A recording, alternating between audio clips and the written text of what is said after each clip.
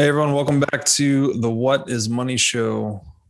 I am sitting down again today with the man himself, Balaji. Balaji, welcome back.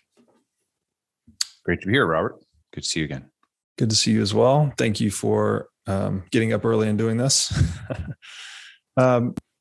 So we covered a whole gamut of geopolitics in our previous discussions. And what I thought would be useful today is to just unpack this piece you wrote in 2017 titled Quantifying Decentralization.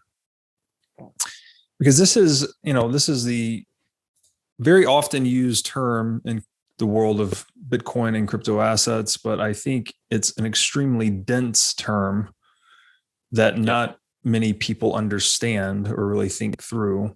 And your piece, you've made a great effort to actually unpack it and go through it. So I think it's important for people to give it more thought than just think in these binaries of centralization, decentralization. Clearly, there's many gradients between the two. So, you've basically proposed this minimum Nakamoto coefficient for what you call is basically a simple quantitative measure of a system's decentralization, which was motivated by the better known Gini coefficient or the Lorenz curve.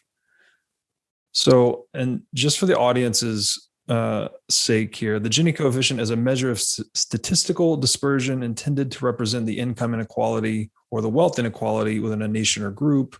The Lorenz curve is sort of similar, used in economics. It's a graphical representation of the distribution of income or of wealth.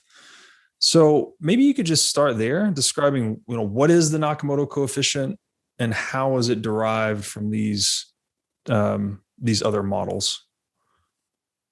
Totally. So the fundamental concept here is this is a way to quantify intuition, which is the minimum Nakamoto coefficient is the number of entities you need to capture to compromise a system. That's the minimum number of entities you need to do so.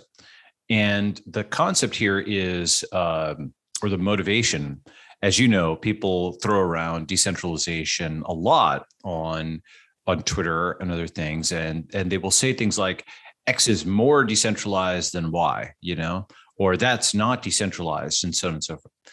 And so, certainly one mental model is it's a Boolean, right? Something was not decentralized and then it suddenly is. But I don't actually feel that is a good metric or way of thinking about it. And the reason is then you would not ever be able to say that mining in more countries makes Bitcoin more decentralized. You couldn't say that things like the relay network, for example, which help, I don't know if you know what that is, but it's basically like the Bitcoin relay network that Matt Corallo and others set up, that helps Bitcoin become more decentralized. I'm not sure if it's actually still called the relay network. But basically, you couldn't say that satellite internet makes Bitcoin relay network, the block relay system, right? And it moves blocks around the globe and makes it harder to choke point it via firewalls or things like that. Okay.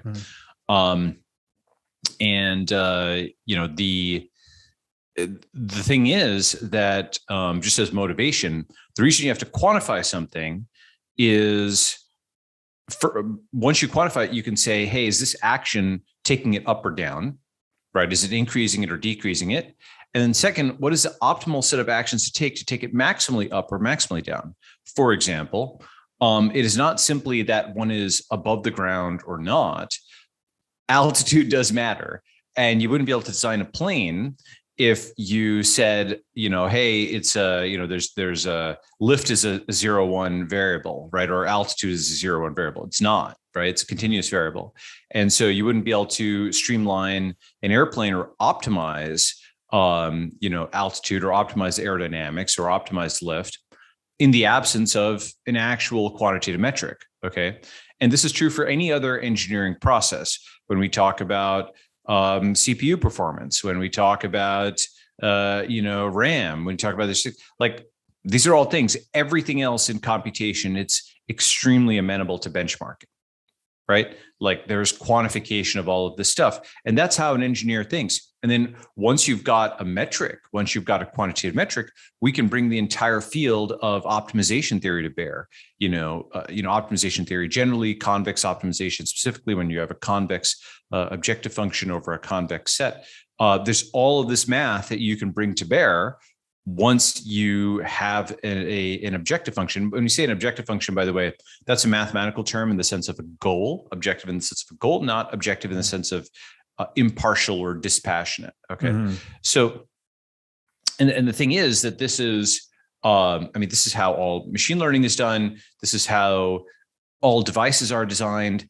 This is how you bring this enormous body of engineering theory to work here. Which is, better, faster, stronger. It's optimization theory. Okay. Before you can optimize decentralization, you need to be able to at least say whether something is moving up or down. And that means a quantification, right? Okay. So that's motivation, which comes from a place of wanting to make maximally decentralized systems and to quantify our intuitions, because if we're just, we just have this intuition about it, doesn't matter, right? So what is that intuition? So here's the approach that I took. And actually, this has been pretty influential, I believe, on the space. For example, if you're familiar with, do you know Solana? It's like the number 3 chain now by some metrics. Yep. Yeah.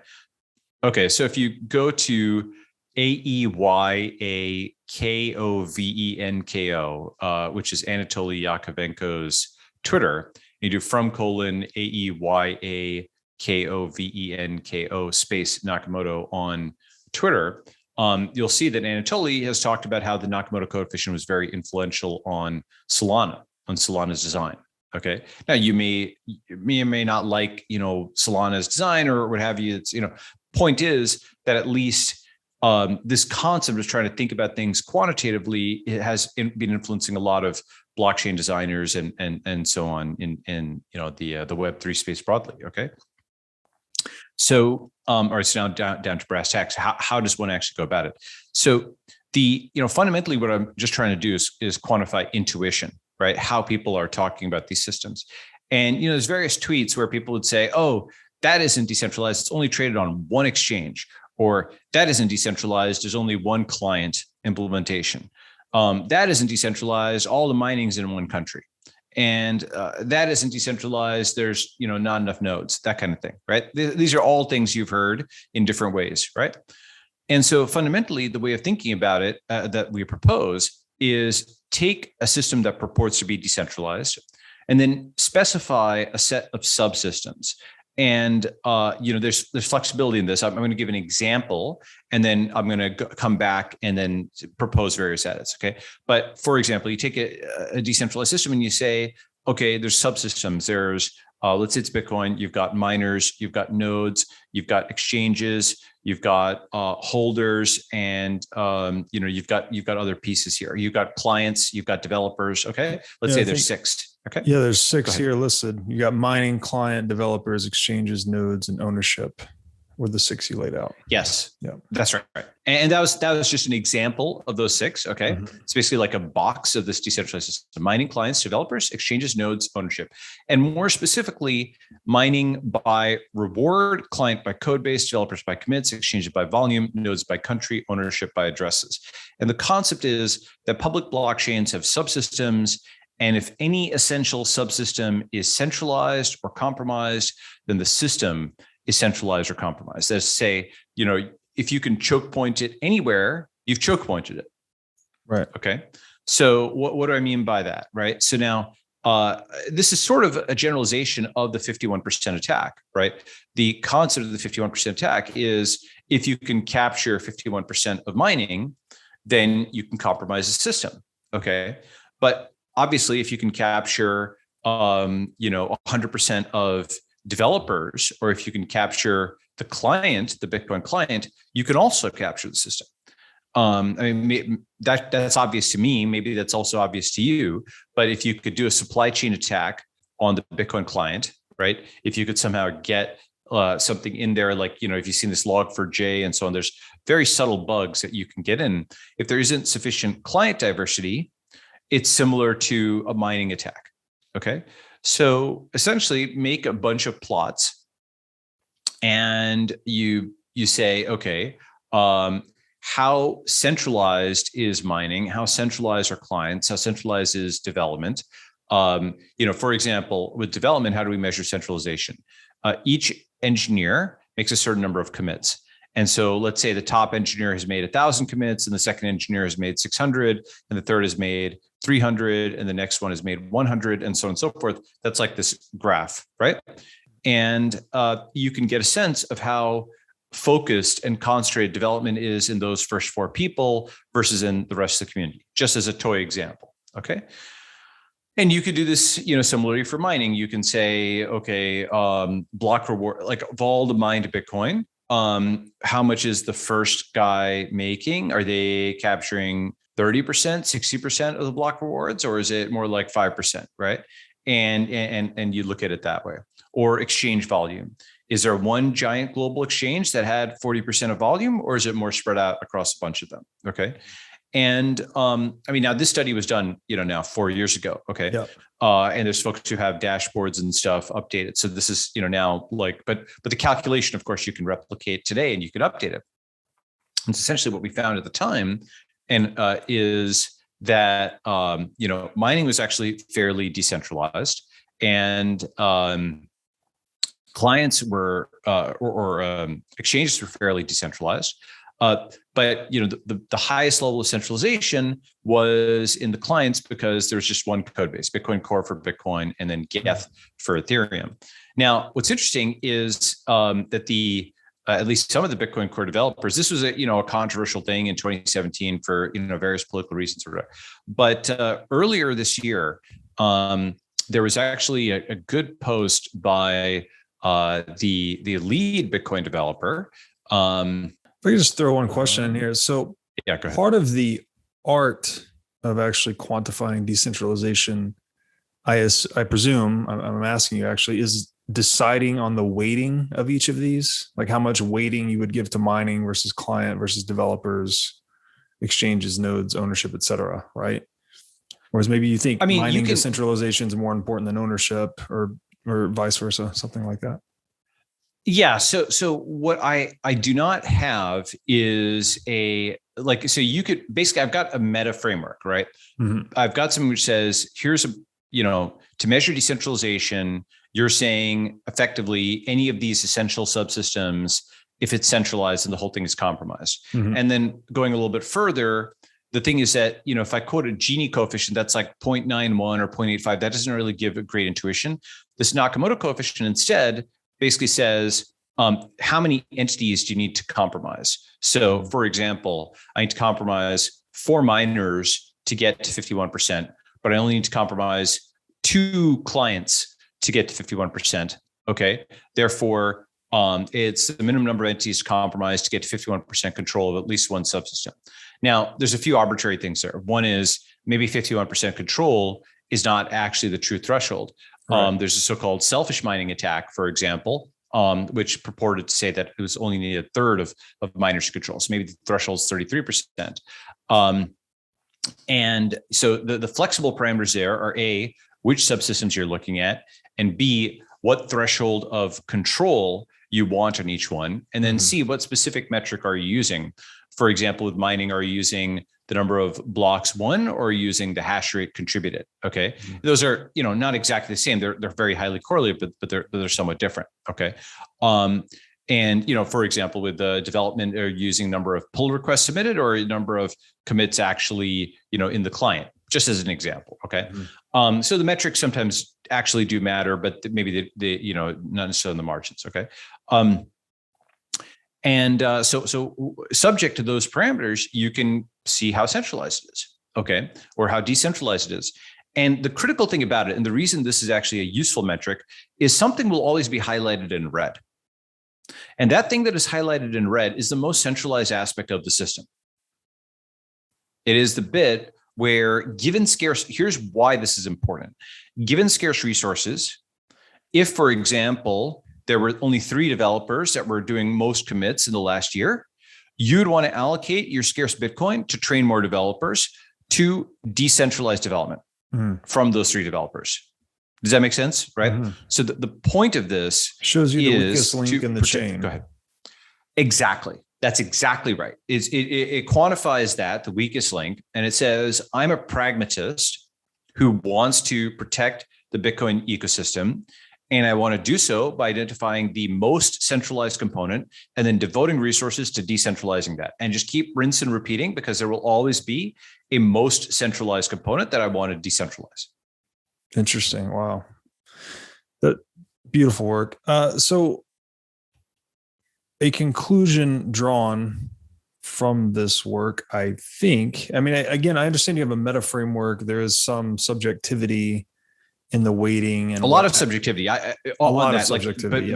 Yeah. So I wanted to make that clear. I knew people would say, "Oh, my favorite subsystem wasn't included. This is really important." Yeah. So you can pick that, but it now at least tees it up, I think, in such a way that it captures the intuition. When you see these comments where people say it's not decentralized because X is centralized, where that's mining or it's exchanges or it's development, or it's when people say Ethereum is centralized because Vitalik exists, that actually is here. You could add that as a metric. You say, how many leaders are there in the community? If there's one named leader, then and they're doing most of the tweets about it, that actually is legitimately a measure of centralization in some way, right? That's what, Bitcoin leaderless, So I think that's a legitimate thing. And you put that substance there, and it's good. Then you've got a metric. And if somebody else has a different metric, now you've at least identified the point of dispute, and you can agree to disagree.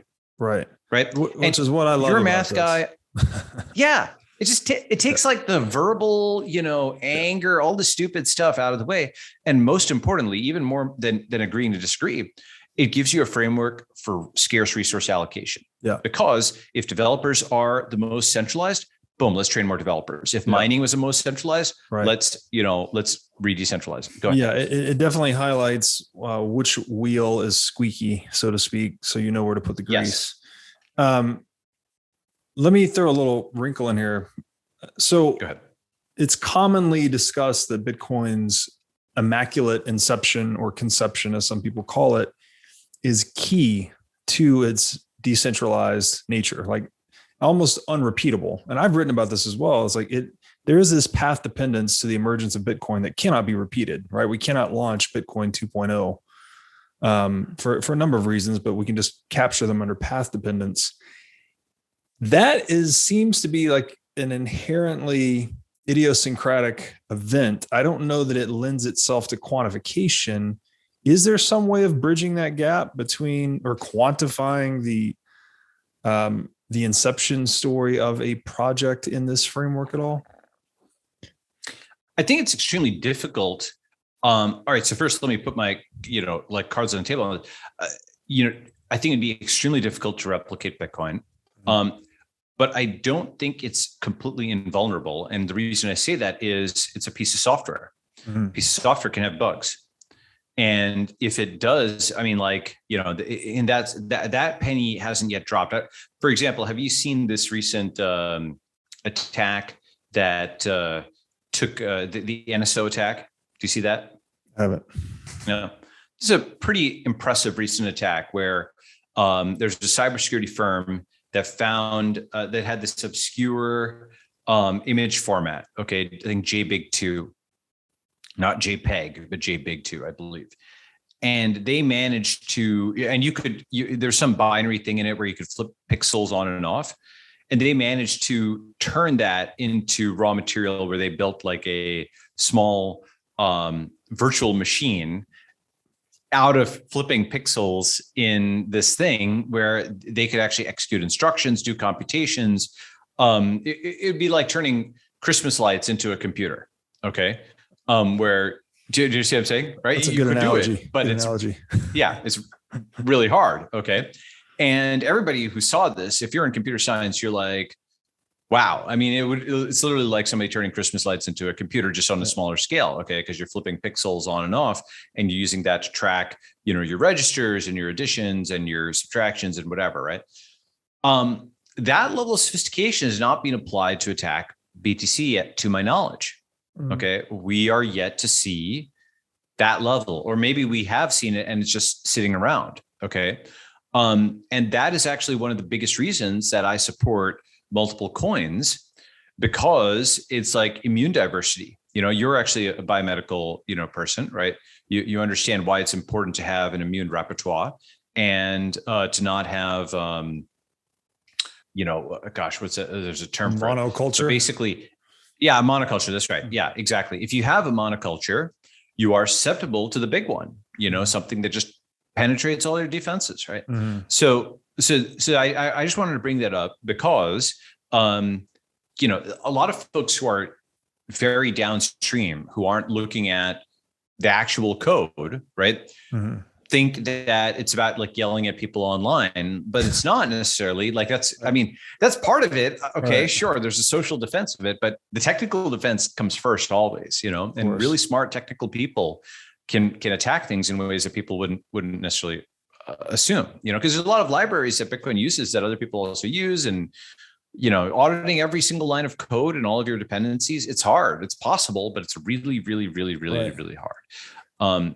So that's my first kind of point. Now, with that said, I think it's extreme. Like the thing is that the combination of the disappeared founder and so on and so forth, that is very difficult to replicate. I completely agree with you on that. So modulo the technical conditions, which I think is Bitcoin's remaining vulnerability, by the way. I don't think it's mining, because China took a big hit, like a chop at Bitcoin, and it got pushed out. And there's places now like El Salvador that'll give it refuge or whatever. I think it'd be pretty hard for every country and every state to go against, especially with like red cities and states and some blue states going for Bitcoin mining. I think it's going to be pretty hard to stop that. Okay. So I don't think it's going to get stopped at the mining level. I don't think, it'll get stopped there, but I think it is the client diversity level and the technical hacks that are, I think, the biggest issue. This gets me, I just wanted to make this point. Earlier this year, Vladimir, at the very beginning of the year, Vladimir van der Laan basically had an issue where, and this is the lead, Bitcoin developer. Okay, his Twitter is Orion WL. Okay, he basically posted on how he'd been threatened with a lawsuit, and then they had to kind of take down the Bitcoin white paper. So as a response, we went and got the Bitcoin white paper onto the Estonian government website, the Miami government website.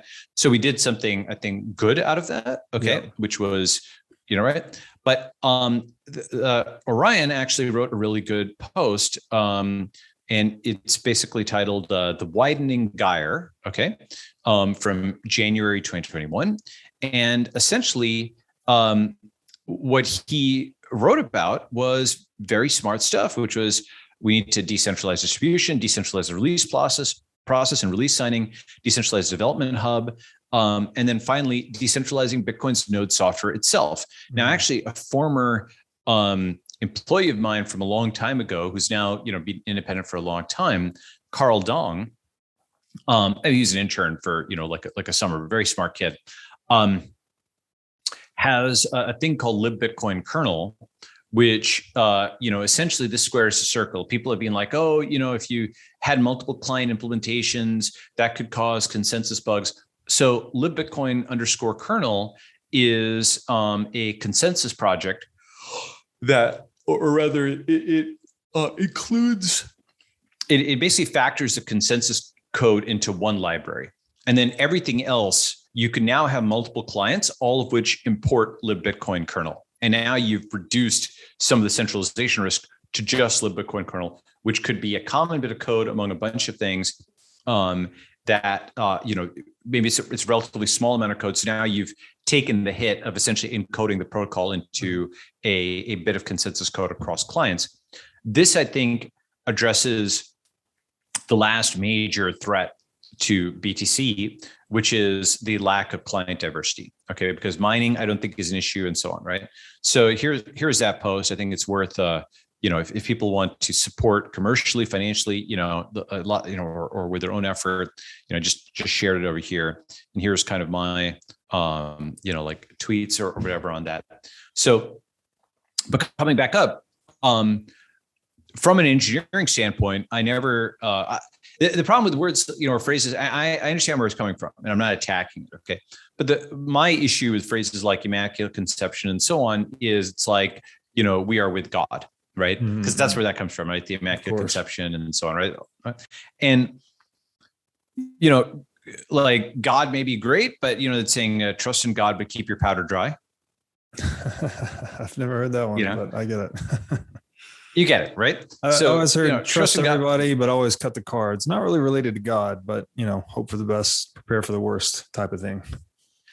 Yeah, exactly. That's right. And so essentially, trust in God, but keep your powder dry is basically like, meaning, okay, we might need the guns anyway, right? And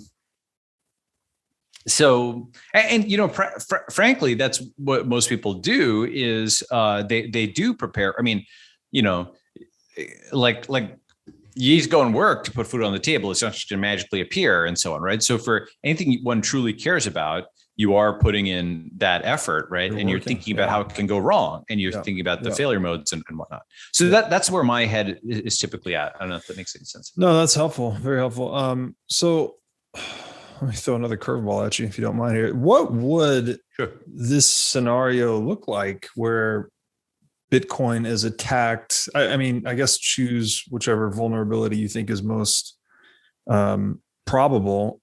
And then could that actually lead to Bitcoin failing and a new coin succeeding? Or is there the possibility, because a lot of what I've studied is that the UTXO set itself could be ported into, Bitcoin 2.0 or something, if you will, if there's some kind of catastrophic failure. Yes. So I've written about that, right? So yeah. How would that play out? I've probably read your work, actually. I didn't know that, but you read a lot of stuff, you forget who wrote it.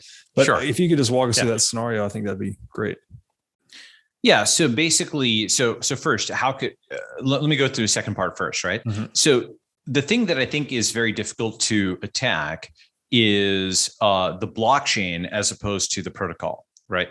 Mm-hmm. That is to say, because of the nature of how Bitcoin was done or Bitcoin works, the blockchain may be the most replicated database in the world at this point. Okay. Mm-hmm. You have it on some laptop. I have it on multiple computers. Like millions and millions of people have a copy of the Bitcoin blockchain everywhere and nowhere. And due to go ahead. It's everywhere and nowhere. Yeah. And due to the fact that the way that it's constructed, you can't mess with a single byte without it being detected. Okay. Mm-hmm. I mean, you might be a block or two off, but we can verify, we can locally validate. Mm-hmm. So because of that, that is the history of an economy back to T = 0. Okay. Mm-hmm. That is every single debit and credit down to the Satoshi for 12 years of the Bitcoin economy. Yeah. And so that ledger can be imported into another chain.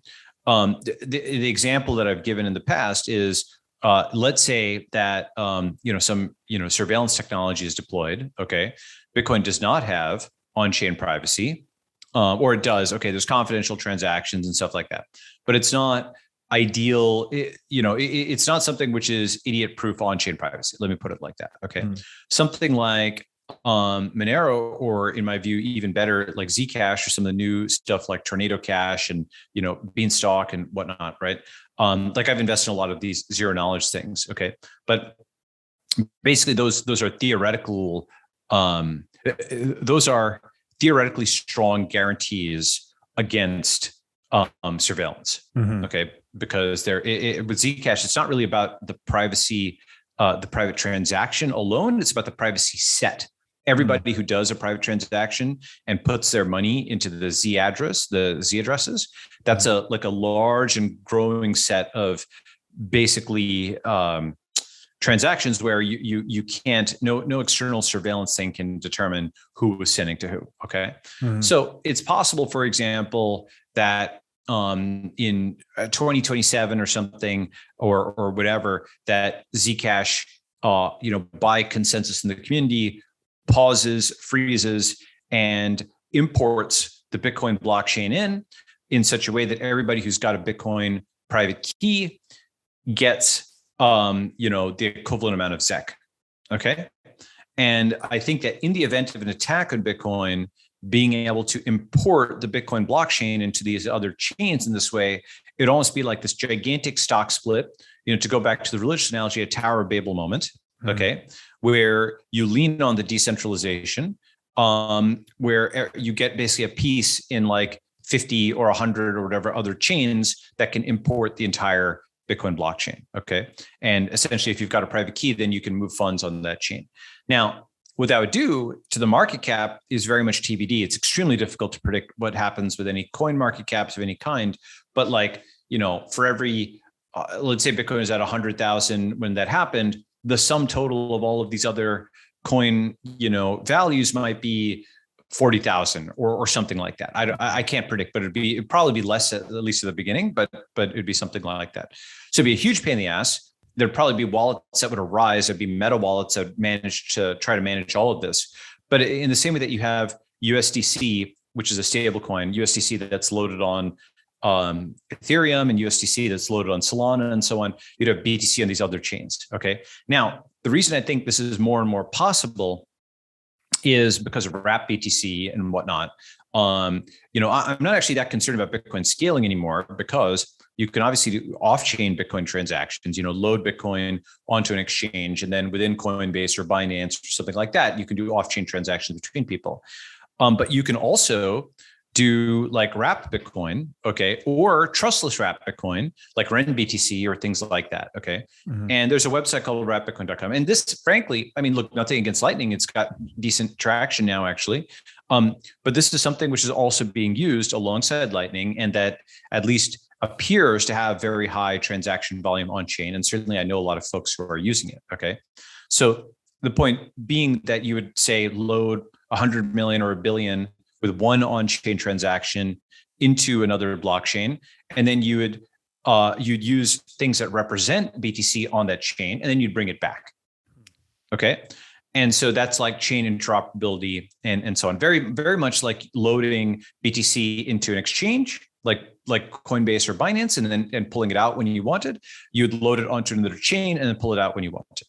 Okay, this is already happening. We are already seeing this. Okay, so that mechanism could potentially be used to not just load some, but all, or a very large amount of BTC into other chains. Okay? So chain interop gives us the possibility of a digital Dunkirk. Okay, in the event of a true emergency, the Bitcoin ledger won't disappear. Okay, let me pause there and see if that makes any sense, and come back to some of it. No, that makes sense. My question though is, what is happening to the Bitcoin mining network during such an event? Is it just switching? The ledger's getting imported into these other chains, I guess. Then the mining network itself would flip to mining those other chains. Well, so it depends on what the kind of the attack is, right? Right. Do you know what happened with Iran, the Natan cyber attack? No, I don't. So, this is something that's like interesting to think about. Okay. But basically, I think, there's something called Stuxnet. Okay. And this was this very, very sophisticated computer attack in 2010, which essentially infected Iranian centrifuges and made them spin in such a way that they tore themselves apart, thereby non-violently blowing up the Iranian nuclear program. Okay. And you could imagine that some malicious actor could try to make miners melt down. Okay. If you could get something into the, Bitcoin Core, related mining code, or some mining software that a lot of miners run, people could try to make miners themselves melt down, right? This is literally a physical attack on infrastructure that came from computer code. Stuxnet shows proof of concept. Go ahead. Interesting. No, I've never heard of this. Interesting. Yeah. It sounds insanely sci-fi, but I think we're going to see all kinds of crazy. We have not yet entered the time of total cyber war. Right. Okay. That is coming. Yeah. You know how like people talked about total war in the 20th century, how there had been these sort of rules that civilized people played by during war. They didn't go after, and then gradually and then suddenly the world passed into the time of total war, where it wasn't like, the nobility slugging it out in a battlefield, but it was terror bombing of civilians and all kinds of crazy stuff, right? Mm-hmm. And so I think we are going to pass into the time of not total war, but total cyber war, where every device and every person at every time can be like all kinds of crazy stuff, and so there's like 50 different things that one has to do about that. It's very difficult to protect or whatever. But with respect to Bitcoin itself, you have to sweat all of these things. Because tweeting isn't going to stop this, again, nothing against the social defense, but the yelling at someone on Twitter is not going to harden a technical system. Go ahead. Yeah, the technical defense is clearly, it takes more primacy than the social defense. There's no technical, there's no social, there's nothing to defend socially. So point well taken there. Do you then view these alternative projects or positions that you're in as insurance policies on Bitcoin in a way? In a sense, yes, but in a different way than people think, because it's something where, I don't think you can be decentralized with only one coin. So It's not so much like a lot of people come at this from a monetary theory standpoint that, money is the ultimate liquid global network. It tends towards one. Bitcoin is the one. Gold was the one before it. You're saying it's not about that so much as it is these technical attack vectors. Exactly. That's right. I come at it as an engineer, and I think about it in terms of single point of failure and how one wants to mitigate against that. And also with some knowledge of these attacks that I've been talking about, right? There are some absolutely crazy science fiction like computer attacks that are out there. And I'm not sure where, there's some good developers, obviously, on Alex Morkos and the folks at Chain. There's some very smart people who are working on this, but this is hard, right? This is hard stuff. You slip up once, one person slips up once on one line of code 4 years ago, and that might be a vulnerability. Hey, everybody. As you've no doubt learned by watching this show, Bitcoin is the single most important asset you can own in the 21st century. And one of the most important companies in Bitcoin today is NYDIG.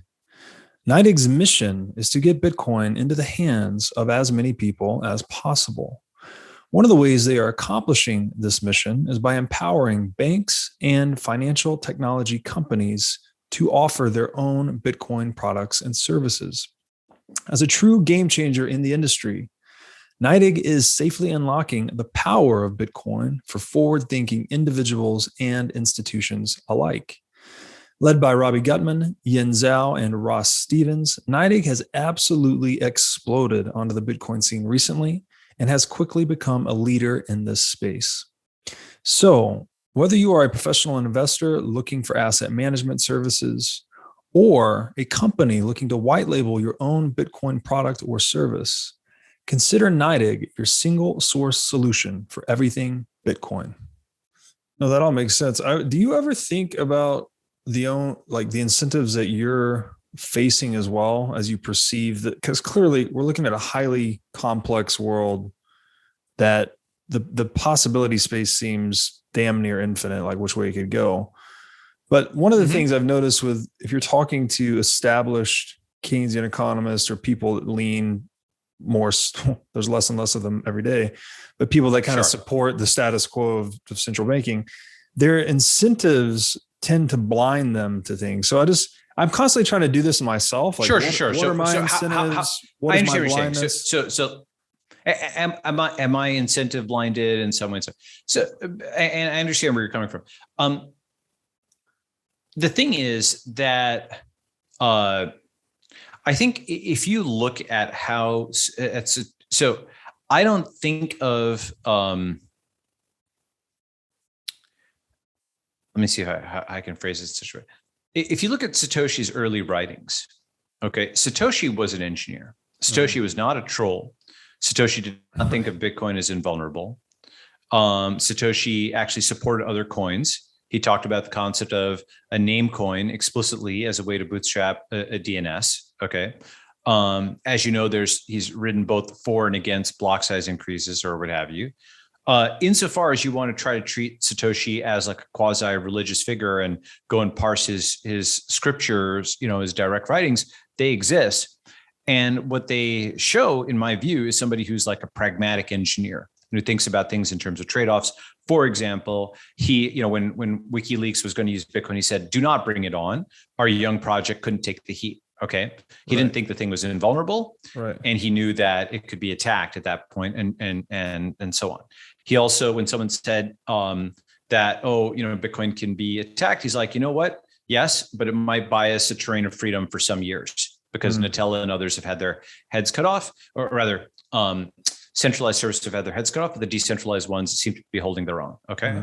So he was neither an optimist nor a pessimist, but determined, right, to try to make it, not an optimist like Pollyanna, like, hey, we're super decentralized, not a pessimist like, oh, of course, Bitcoin is going to zero, but rather with effort and with a little bit of luck, maybe we can make it work if we try, right? Which is, I think, where you want to be. Yeah, a pragmatist, exactly, right? Yeah. And this is, a common trait I've seen in a lot of excellent, startup founders and engineers is it's hard, but we might be able to do it. And it's neither the, wide-eyed religious fundamentalism, nor is it this, statist skepticism. Okay. So that being my orientation, I mean, for what it's worth, like I've done very well financially in a lot of different areas, right? In biomedicine and in other things, like just pure computing stuff that has nothing to do with cryptocurrency. Obviously, I've done well in cryptocurrency as well, being fortunate. Okay. So at least for me, since you asked about me, like money does not drive me. In fact, actually, like for the first, almost 30 years of my life, I was a career academic and just basically meditated on mathematics every day. Okay. That's all I did. Okay. And it was never like a money driven person. And only really got into this whole space, with money as a tool to accomplish things like as a shaped charge, like dynamite to go and blow up obstacles. Okay. All right. So I need to build a large robotic factory, for sequencing, DNA sequencing. All right. I'm going to need money to do that. Okay. I'm going to need to employ people to accomplish X, Y, and Z, and to do data science. I'm going to need money to do that. That is always how I thought of money, as a tool. And even today, that is, being used on a meta level to invest in people to accomplish things, right? And the reason for that is basically that there's only so much stuff you can buy. What do I buy? I buy whiteboards, right? But what you can build, that's much more interesting than what you can buy, right? You can build a trip to Mars, you can't buy it. You can build life extension, you can't buy it. Okay. Maybe we can build a solution to, the Riemann hypothesis, or we can't necessarily buy it, or maybe we can put up a prize for it, right? We can help it along with capital, but you can't just pick it off the shelf. So that's just like how I think since you asked about, interrogating one's own. And I think that in general, political slogans and stuff like that are almost like direction headings, like Northeast, South, and West. Unless there's a limiting principle, unless there is some point at which, it's actually too much, then anybody will take a given ideology to the point that it's actually bad, even if it was initially good. It's like, West is good. All right, let's keep going West. All right, we're in the Pacific Ocean. We're in the drink. We're like swimming, there's the sharks there. So we must keep going west, right? Like there's a point at which go west, young man means like, hey, well, stop. I didn't mean go into the Pacific Ocean, right? And like dive in, go ahead. Yeah, you just need some disciplinary force, right? Some grounding in reality of some kind. Otherwise, you need some grounding. This is the human. We are explorers, right? We will actually just go to the extreme forever until there's some. What is the term here? Like a pullback of some limiting kind. Principle. Yeah, limiting principle. Yeah, some limiting principle, some feedback. Exactly, feedback, limiting principle, stopping criteria, whatever you want to call it, right? And the thing about it is, there's nothing so good that it can't be done to excess. It's almost saying the dose makes a poison, right? Obviously, too much water can kill somebody. They can drown, right? Too much food can kill somebody. Like almost anything can kill you, no matter how good it might be in small or medium doses. So because of that, one of the things about the like the modern Western mindset is it's all because of the nature of Twitter, people don't just throw slogans at each other. They start thinking in terms of these just dumb slogans. And I think it's better to think about in terms of, at the expense of using a slogan to combat slogans, sliders rather than slogans. Okay. And what I mean by that is, go full remote. Oh no, go fully in person. Well, that's like a slider. Okay. Right. And, use Google Docs or Microsoft Office. That's also a slider. We're all, we're fully decentralized. All of those things, you can think of them as sliders. And in particular, here's something that one finds, I think. If you take somebody who seems extremely ideological on Twitter or any other environment, and they're just like wide-eyed, it seems like 100% of this, and then you actually make them CEO, where they're responsible for the livelihoods of others. Now, sometimes they actually are, they actually are insane, but many of them very quickly will come back from 100% on something to, within practical constraints, they come back to 55 or 60% or 51%, versus 47% of the, there's a moderating effect of actually having to make decisions in real life. Having your skin in the game. Having skin in the game. That's right. Otherwise the people won't report to you, right? If you're, like one way of putting it is, if you are, certainly if you're too socialist and you're paying everybody, equally, or you're not paying people or whatever, that's going to make it difficult to run an organization. But if you're too ruthlessly capitalist and you treat everybody like, a mercenary, or, you don't give some room for human frailty or what have you, you'll also lose people, And those are caricatures, of course, but there's caricatures that you might see in reality, And, if you don't pay for merit, or if you, are too mercenary and ruthless, then, people will treat you the same way. Right. And so there's often, it sounds so trivial to put it this way, but often, there's a balance. Right. And, so many ideological points on the compass, in my view, are direction headings, and it's like, here's a specific, we are at a certain state ideologically. Here's a direction heading. Let's move in that direction. But then, you've reached the top of the hill, and then to keep moving in the direction will actually start bringing you down. Okay. And so this is why I think about it in terms of optimalism, which is, as opposed to mere optimism. Optimalism means, rather than, and also as opposed to maximalism. Optimalism means setting an objective function, making that explicit. And by making it explicit, you take the hit of having people argue about it. And then you ascend that objective function, and you get to the max, and then you figure out what the next objective is. Now, do you know what runs like this? Every successful startup. I was going to say some organizations. So every successful startup in China runs like this, where they have a key metric and then they're optimizing it. For example, during their growth phase, Airbnb and Uber measured GMV, like gross marketplace value, or gross merchandise value, which is the total value of all transactions through their marketplace. Yeah. Why they use that metric? Because in order to boost that, right, everything has to establish the network effect. Exactly. You need the drivers and you need the riders. They need to be able to transact. They need to be able to transact in volume. You need enough quality that drivers and riders keep coming back, and so on and so forth, right? For that to keep increasing, it kind of pulls on a lot of strings. Okay.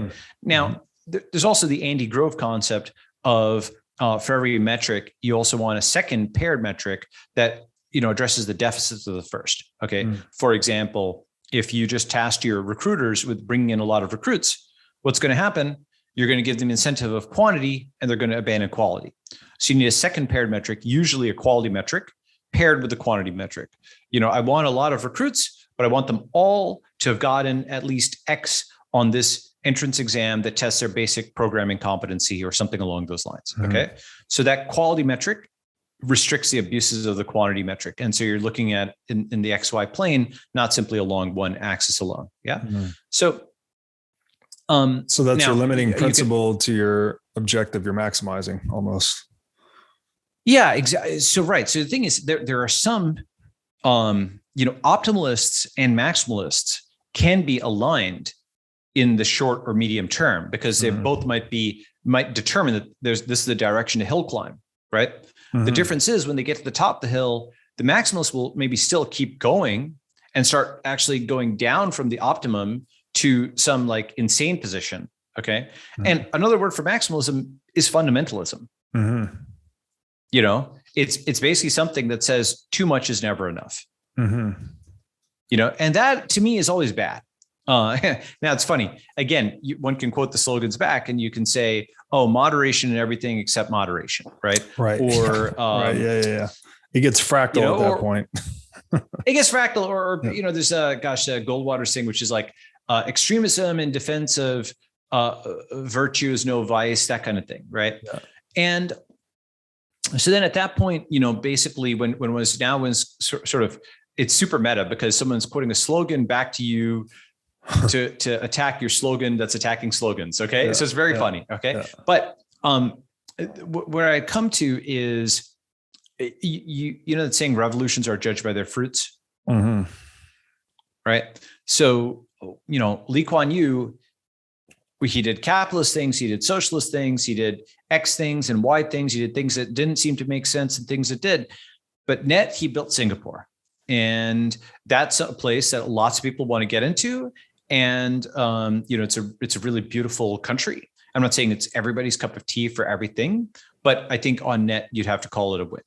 Yeah. And, the founding fathers, for their faults, built the United States of America, which again, pretty darn impressive thing net, in terms of the run over 200 years, right? I think I've got a lot of criticism of it today. We think we all do, but during its run, pretty impressive, right? Yeah. Similarly, so from that standpoint, whereas the French Revolution, the Russian Revolution, not so much, like those just mass murder, the guillotine, the Red Terror, those revolutions judged by their fruits didn't turn out too well. Okay. Yeah.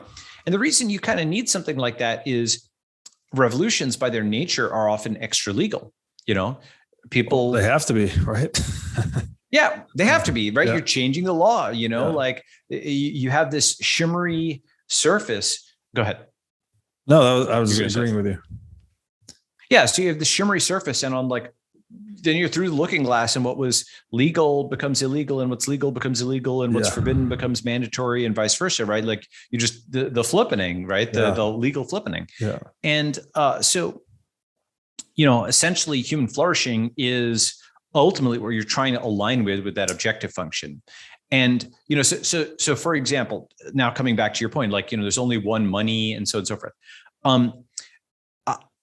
This is something where a lot of it depends on, I think, what your definition of money is. And maybe that's true for some people, but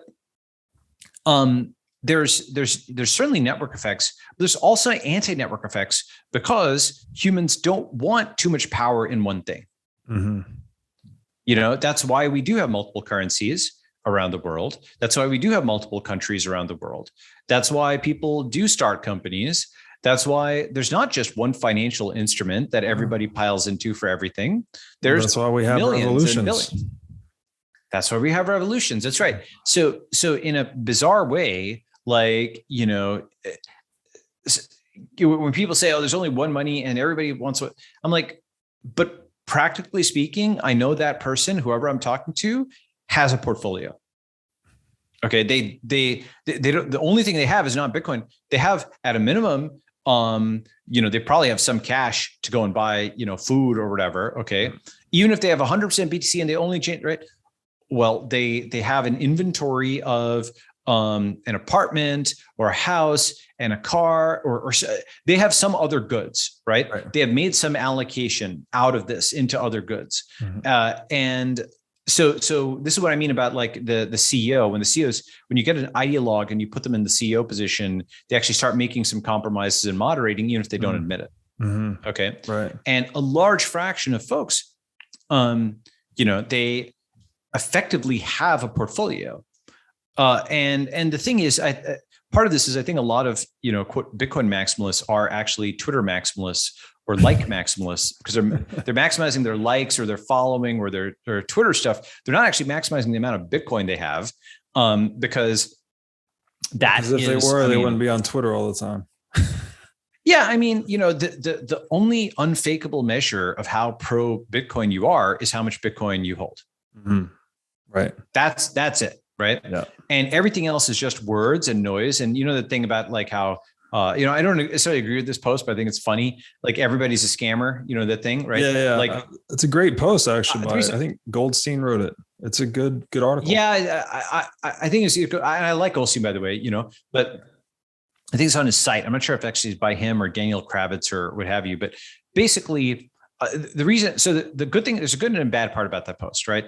The good part about that post is basically like, trust objective metrics in a, when there's a chaotic time and there's incentive for faking and so on, trust objective metrics, right? And align across. That's a good trust self-interest. Yeah. But so the problem is, the bad thing about it is twofold. First on the narrow and then the broad, right? Self-interest is useful when you're dealing with evil people, but not with stupid people. Did we ever talk about this? We did. We talked about evil, stupid axis. Yeah, we did. Yeah. So my kind of, just to recap, my 4-part breakdown is the good person helps others without consider for themselves. Okay. The smart person helps others while also helping themselves. The evil person harms others while helping themselves. And the stupid person harms others while harming themselves. Okay. So now, you'd much rather, in some ways, deal with evil than stupid, because with evil, you can at least do a deal effectively or align interests in such a way that there's, since they're smart enough to understand there's a limiting principle. They are basically trying to, or there's the intelligence rather for alignment. They are trying to help themselves. Yeah. And if you can convince them that this action, and not just to convince, but deliver on it, that this action benefits them more than trying to harm you, you can align them. The stupid doesn't get that. And, for example, at the beginning of COVID, right? The eternal question for me was, are these tech journos stupid or evil? Okay. Mm-hmm. Because like, are they actually lying and evil, or are they just too stupid to, and, we're very fortunate that with COVID, it's not the Spanish flu. Okay. It's not going to be 100 million dead worldwide, but it's going to be on the order of 10 million. Yeah. And so it's actually like, it's like pretty bad, but it's not the epidemic that cuts down people in their prime. Okay. It's just at that level where it's like a Rorschach in some ways, but it is not what the Spanish flu was, where people in their 20s were dropping dead. Okay. Right. In which case, like children were dying. And so like, then it'd be a different kind of reaction, I think, in some ways. Mm-hmm. Okay. And people who were ideological about it today aren't really ideological. They're ideological subject to, some perceived risk. Mm-hmm. If COVID was 10 or 50x or whatever more lethal, if it was like the virus from Contagion, I think more people would take the vaccine, for example. It's because they're seeing that symptoms are variable. So what I'm saying is, it's not like a principled, I'll never take the vaccine ever, blah, blah. It is based in part on a pragmatic calculation. Okay. Whether that's admitted or not. Yeah. All right. So why do I bring up the COVID thing? Well, early in COVID, if you may remember, now distant memory, but January, February 2020, a lot of positions were reversed or flipped or what have you. And the journos were extremely contemptuous of the concept that this virus out of China could potentially be a big deal, to the point that they attacked and tried to shame anybody who said, take precautions. Okay. Now, at that time, people in tech were attacked for, saying, hey, this virus coming out of China, they shut down the parades in China. Should we maybe shut down the parades in the US? Just, maybe like close the border. Should we get started on like some vaccines and masks and stuff? And that was just pure contempt from these, frankly, imbeciles who, don't know the difference between DNA and RNA, right? These tech journos, they also don't know tech, right? And that, to me, answered the question of, are they stupid or evil? Because they're just stupid, because a month or 2 months later, they were crapping their pants, hoping for these people who knew math and science to save them. Yeah. right? Right. And right, and so they like disable the civilizational immune system, where in the event of a true plague, which this wasn't, fortunately, but it's pretty bad. It's just, as I said, it's 10 million dead. It's not 100 million dead. Yeah. Okay. Like, I think it's like 6 million or something that's at now. And by the time, like we actually have, like this thing gets to the end, if it gets to the end, I think it's going to be on the order of 10. It's on the order of 10. Okay. Yeah. So it's not 100. And, but had it been that, contagion, like virus with bodies in mass graves and so on, like, in fact, by the way, early on, I think that was happening. If you look at the number of deaths, it was on an exponential. Yeah. Okay. Potentially, because there's various theories on this, but one is that, if you required multiple exposures to get the virus, then those folks who had, just by bad luck of the genetic draw, the least natural immunity, like the early exposures got them. Mm-hmm. Okay. And then those folks who are getting it later have had 4 exposures or 6 exposures, and only now, boom, you suddenly get infected. And this is one mathematical model that could lead to this. There's others, but if you assume that your immunity dictates both the number of exposures and the severity of it, then the people who were earlier might have had a more severe case, if that makes sense, right? So we didn't know where that thing was going to ramp until we're fortunate that it kind of plateaued out at a certain, if you go to Google and you do like COVID deaths, you'll see it goes like whoosh like this up to April of 2020. And then it flattens out. It's not flat, but it's not the exponential that it was earlier. Right. Okay. Yeah. So anyway, point being, bring this all the way back. That's why self-interest is not a fully accurate guide. There's no more self-interest than not dying. And these journos basically did not have the interest to actually go and research something that a month later, 2 months later, they admitted that they were very scared of. Mm-hmm. Okay. Basically, do you see what I'm saying? That's like, I do. It's just funny that it's a lack of awareness of reality. You're out of touch with reality somehow. They're out of touch with reality. 2 months later, they realized that they were, I don't know if they realized, they at least changed their behavior that was opposite to what was hurting their self-interest 2 months prior, all of a sudden was serving it. Even worse than that, even worse. Like, these organizations should have gotten the corporate death penalty. There should have been judicial dissolution. BuzzFeed had this article, "Don't worry about coronavirus, worry about the flu." Then, I criticized it at the time. Then they stealth-edited the headline. That had 10 million views. They took down the number of views. NYT had "Beware the pandemic panic." And, Recode had "No handshakes, please." These absolute, the reason I'm so mad at them is because they basically disabled the early warning system, for clicks. Yeah. They made, and again, very fortunate that now, of course, where we are today is something, and I actually mentioned this early on, was, I hope we don't meet this 9/11 with a TSA and then in Iraq. But we're on, that's exactly what happened, right? Yeah, like, you got this. Yeah. But anyway, so with at least the TSA part, the Iraq bit would be if people try to start a war with China over the, over the lab leak, right? That's also why the lab leak thing, which was initially called a conspiracy theory, is now in circulation because, it's something that is politically useful. Now, do I believe? I actually posted on the lab leak last spring, and there's some very good pseudonymous research at project-evidence.github.io on this topic, and I think it's quite plausible. I think molecular phylogenetics could resolve it to actually look at origins of virus. Anyway, one thing I do want to say, I want to thank you. So you've helped me actually sharpen my thinking here. Is that I've labeled myself freedom maximalist or freedom maximalism, but the limiting principle of that is private property. It's the boundary of other people's person and property. Like, this is kind of I'm not taking credit for originating this. This is just the laissez-faire, libertarian mindset. But I think that's just a good way to frame it, is you're optimizing for freedom, but your limiting principle is private property. So that's just a useful framing. Well, yes, but let me poke a little bit, right? Which is, I think you have a sort of civilizational background, right? That we've inherited, that we've got, that we sort of take for granted, which is it's a relatively high trust society. Unfortunately, that is declining, but in a relatively high trust society, you can get food at, like Starbucks or whatever. It's not poisoned. Okay. You can walk down the street and that guy isn't going to try to stab you like Venezuela and just take your money. You can do a deal with someone. They're not going to try to cheat you, like in a developing world country, stereotypically. Right.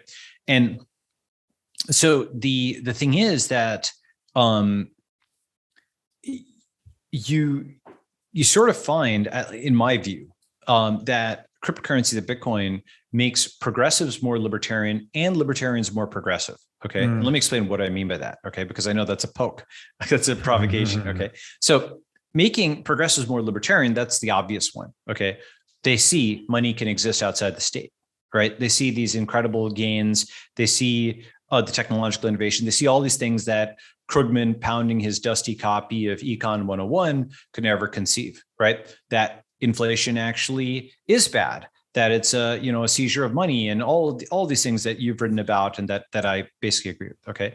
On the other hand, how does Bitcoin as cryptocurrency, how does Web3, how does it make libertarians more progressive? Well, what you find is if you're actually operating a service in this area, like a cryptocurrency exchange or something like that, you find that you need to rebuild something much like a state. You need some kind of identity. You need some kind of anti-fraud. Okay. You need some kind of star rating system, some kind of reputational system. Otherwise, you don't have actually a profitable service, because the people on your exchange are trying to scam other people on your exchange. They're trying to defraud people. You effectively need something like a rating system and a group of what you call police or computer security people on your site to make sure that A is not hacking B and vice versa, right?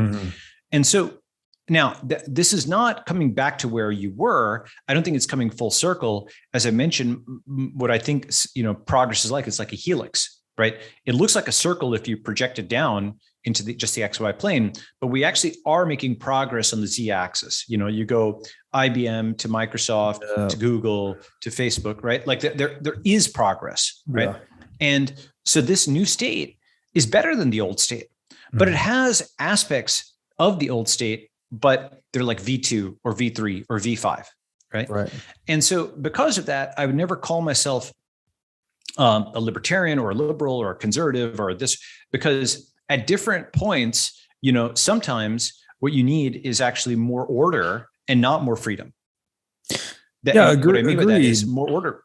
Yeah. And I think, and this is drawing on some of your writing, like these networked states you're describing, they're sort of like non-coercive states, right? Like you're opting into the rules, and if you don't like the rules, you opt out and move elsewhere. So, and that's what I'm getting at when I say the limiting principle of private property is that we're maximizing freedom to the point of non-coercion, right? You're not going to cross that boundary. I'm not going to go and enslave 100 people because it gives me more freedom, right? That would be the boundary. Right. And I think basically, so I think the most important ethical / practical question of this century, and I actually don't know what the answer is going to be, but I hope it comes out right, is, I think we haven't yet really we're just starting the century. Okay. How people say like there's a short 20th century, 1917 to 1991, they bookend it with the Russian Revolution, right? Right. You could also say 1914 to 1991 if you bookend it with World War I, right? So this century, I think is going to be a centralized East and a decentralized West. If we are on pace for a centralized East and a decentralized West, the problem is that centralized East will have different values, and their value will be order above all else, especially if they see an American anarchy, especially if they see cryptocurrency and so on leading in their view to what they would consider disorder, in the same way they think of total free speech as disorder, right? Yeah.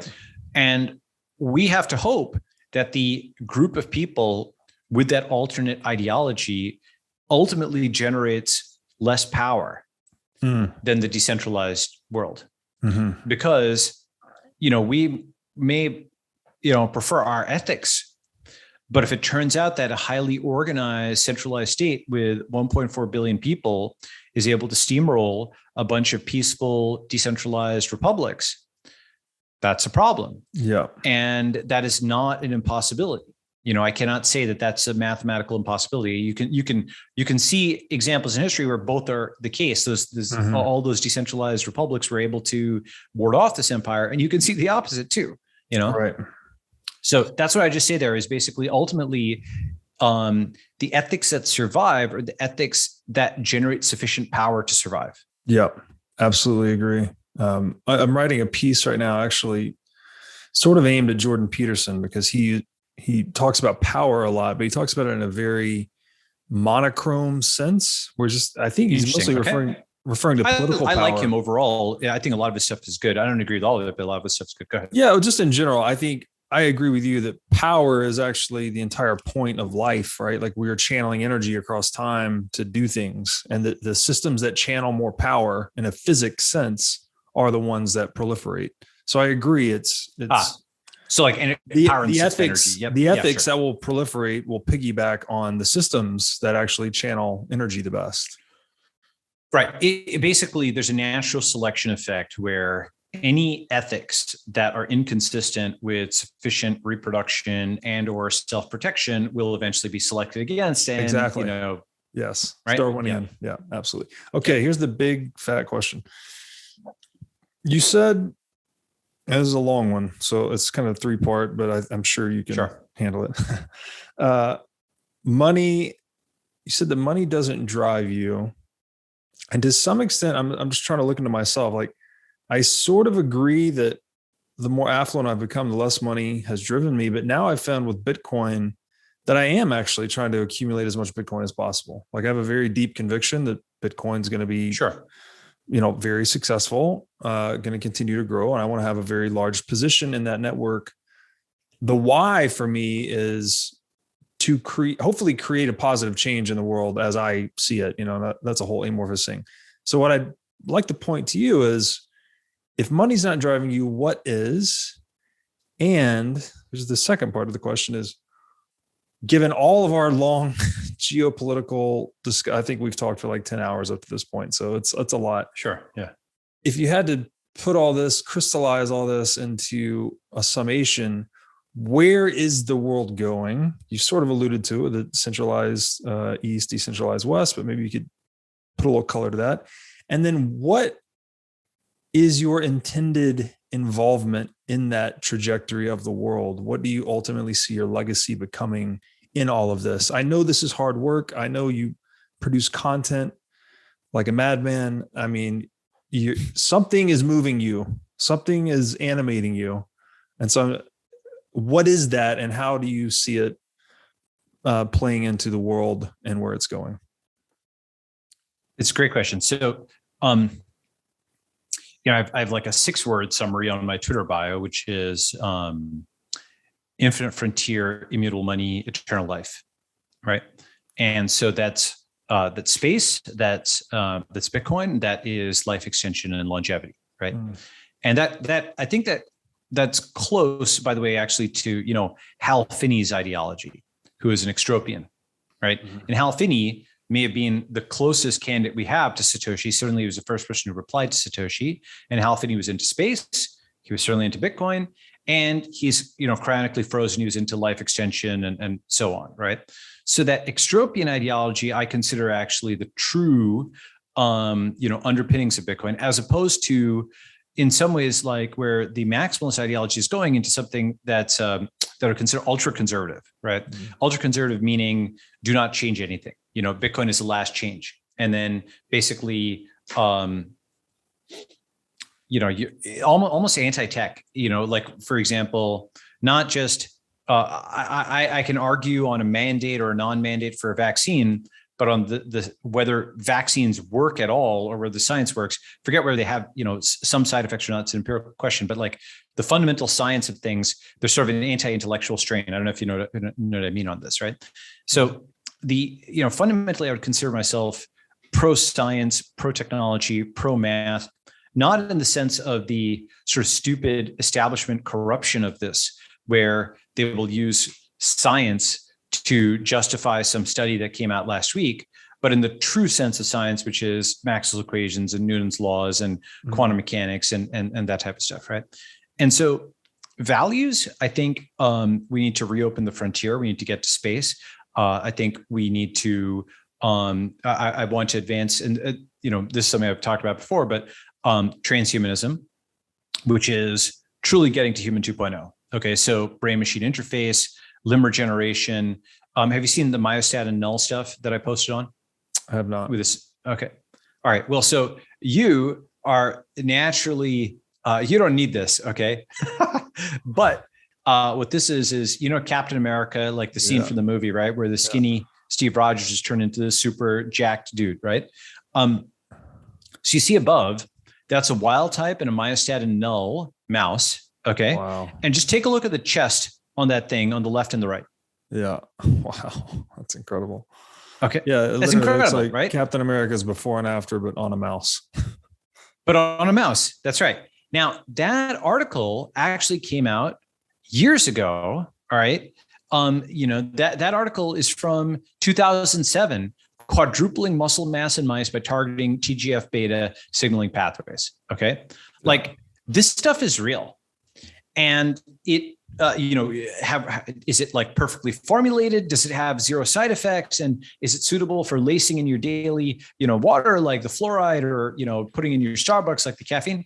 Not yet, but could it be? Absolutely. One of my kind of one-liners is, Lance Armstrong, certainly he's admitted to cheating and so on and so forth. But from one vantage point, his chemists should have won the Nobel Prize. Okay. Because they brought this guy back from cancer to winning like multiple Tour de France's, right? Simply as a feat of like human biomedicine, like, the engineering on that is freaking unbelievable. And a bunch of cancer patients would want that cocktail. Yeah. Of right. course. Yeah. Like that's the kind of stuff. Go ahead. No, I'm just agreeing. Right. So that's the kind of stuff I'm interested in, which is restoring sight, like these bionic implants for eyes, some of the stuff is like really amazing. You can restore sight. You can cure deafness. We can extend life. We can do brain machine interface. We can massively boost muscle mass. We can do all of these things, right? These amazing interventions that are frankly comparable to indoor plumbing or contact lenses or, braces or, like cleft palate, like lip fixes and stuff like all of these things that are just fundamental improvements in just human flourishing in life. We have them on the shelf, but we haven't rolled them out, right? That's the kind of stuff I think about for like improving humanity itself, right? And ultimately, my ultimate metric, is how do we know we've advanced in the year 3000 from the year 2000? And that is, are we more sophisticated in mathematics than we were? And the reason I say that is I thought a lot about what that metric is for a civilization. Okay. And, how do you measure, us versus, the Romans versus Neanderthals or, like some distant ancestor of Homo sapiens? Fundamentally what makes us human is technological advancement, and fundamentally the core of technological advancement is mathematics. And, even things in math that you didn't think were going to get applied, like number theory. Famously, G.H. Hardy didn't think that number theory was ever going to get applied. That's the base of cryptography, right? There's lots of areas of math that people didn't think were going to get applied. But mathematics itself is like, in a sense, a technology. It's like something that we know about. Psychotechnology. And it's the most fundamental one in a sense, right? And so if whatever, computerized, genetically engineered, 2.0 life form we are in the year 3000 or 30,000, if we are more advanced in mathematics, then we've made progress. And, the thing is that offers a lot of flexibility, right?